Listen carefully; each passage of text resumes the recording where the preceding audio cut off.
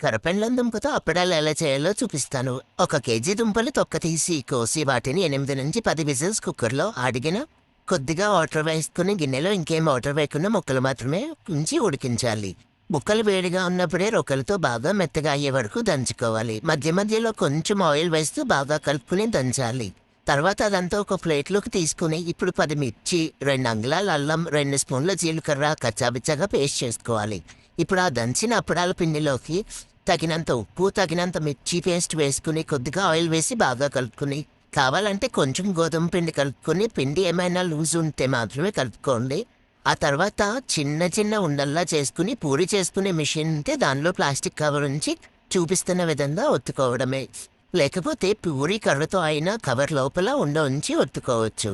అంతే మెల్లగా తీసి పిండి జల్లిన ప్లేట్లో ఉంచి తర్వాత ఎండలో కవర్ మీద కానీ చీర మీద కానీ ఒక 4-5 డేస్ ఎండబెట్టుకోవాలి.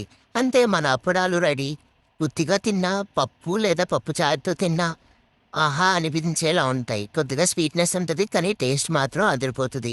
ఎండాకాలం అంటే అప్పడాలు, వడియాలు ఇవే కదండి మనకి ఆవకాయల తర్వాత.